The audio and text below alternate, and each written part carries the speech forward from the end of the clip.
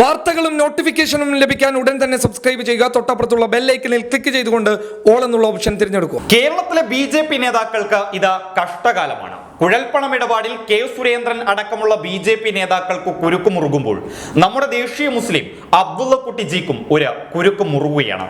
ഇന്ന് അബ്ദുള്ളക്കുട്ടിയുടെ വീട്ടിൽ വിജിലൻസ് സംഘം പരിശോധന നടത്തിയതോടെ അബ്ദുള്ളക്കുട്ടിയുടെ ദേശീയ ഉപാധ്യക്ഷ സ്ഥാനം വരെ ഇപ്പോൾ തുലാസിലായിരിക്കുകയാണ്. 2011 മുതൽ 2016 വരെ അബ്ദുള്ളക്കുട്ടി UDF MLA ആയിരിക്കെ കണ്ണൂർ കോട്ട ലൈറ്റ് ആൻഡ് സൗണ്ട് ഷോ അഴിമതി കേസിലാണ് ബി.ജെ.പി. ദേശീയ ഉപാധ്യക്ഷൻ അബ്ദുള്ളക്കുട്ടിയുടെ വീട്ടിൽ ഇന്ന് വിജിലൻസ് സംഘം പരിശോധന നടത്തിയത്. സംഭവത്തിൽ അഴിമതി നടന്നതായി അബ്ദുള്ളക്കുട്ടി തന്നെ സമ്മതിക്കുന്നുണ്ട്. വിജിലൻസിന്റെ പരിശോധനയ്ക്ക് ശേഷം അബ്ദുള്ളക്കുട്ടി മാധ്യമങ്ങളോട് പറഞ്ഞതും ഇതുതന്നെയാണ്. അതായത് അബ്ദുള്ളക്കുട്ടി പറഞ്ഞത് ഇങ്ങനെയാണ്: 2011 മുതൽ 2016 വരെ ഞാൻ UDF MLA ആയിരിക്കെയാണ് ഈ പദ്ധതി കൊണ്ടുവന്നത്. ഒരു ദിവസം മാത്രം നടന്ന ഷോയുടെ പേരിൽ 1 കോടി രൂപ ക്രമക്കേട് നടത്തിയെന്നാണ് പരാതി. എന്നാൽ ഞാൻ പദ്ധതി അന്നത്തെ സർക്കാരിനോട് നിർദ്ദേശിക്കുക മാത്രമാണ് ചെയ്തത്. അത് സർക്കാർ ബജറ്റിൽ ഉൾപ്പെടുത്തി ടൂറിസം വകുപ്പ് നടപ്പാക്കാൻ തീരുമാനിച്ചു. അന്ന് മുഖ്യമന്ത്രിയായിരുന്ന ഉമ്മൻചാണ്ടി ഉൾപ്പെടെയുള്ളവർ വന്ന വലിയ ആഘോഷത്തോടെയാണ് പരിപാടിയുടെ ഉദ്ഘാടനം നടന്നത്. പക്ഷേ 2 ആഴ്ച പോലും ഷോ നടന്നില്ല. കരാർ നൽകിയത് തട്ടിക്കൂട്ട് കമ്പനിക്കെന്നാണ് മനസ്സിലാക്കിയത്. ഇപ്പോഴാണ് ഞാൻ സത്യാവസ്ഥ അറിഞ്ഞത്. അന്നത്തെ ടൂറിസം മന്ത്രിയായിരുന്ന അനിൽകുമാറാണ് ഈ കൊള്ള നടത്തിയത് എന്നാണ് അബ്ദുള്ളക്കുട്ടി ഇന്ന് വിജിലൻസ് പരിശോധനയ്ക്ക് ശേഷം മാധ്യമങ്ങൾക്ക് മുമ്പാകെ പറഞ്ഞത്. അതായത് അഴിമതി നടന്നു എന്ന് അബ്ദുള്ളക്കുട്ടി തന്നെ സമ്മതിക്കുന്നുണ്ട്. ഈ ഒരു സാഹചര്യത്തിൽ അബ്ദുള്ളക്കുട്ടിയെ ഇനിയും അന്വേഷണ സംഘം ചോദ്യം ചെയ്യാനുള്ള സാധ്യതയുണ്ട്.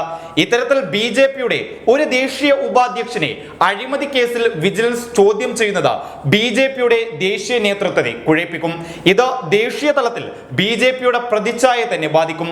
ചുരുക്കി പറഞ്ഞാൽ അഴിമതി കേസിൽ ബി.ജെ.പിയുടെ ദേശീയ ഉപാധ്യക്ഷനെ ചോദ്യം ചെയ്യുന്നത് പാർട്ടിക്കകത്ത് നിന്ന് തന്നെ ചോദ്യങ്ങൾ ഉയർന്നേക്കും. അതിനാൽ ഇതൊക്കെ മുൻകൂട്ടി കണ്ട അബ്ദുള്ളക്കുട്ടിയെ ഇപ്പോൾ തന്നെ ദേശീയ ഉപാധ്യക്ഷ സ്ഥാനത്ത് നിന്ന് താൽക്കാലികമായി മാറ്റി നിർത്താനാണ് ദേശീയ നേതൃത്വത്തിന്റെ ആലോചനയെന്നാണ് റിപ്പോർട്ടുകൾ.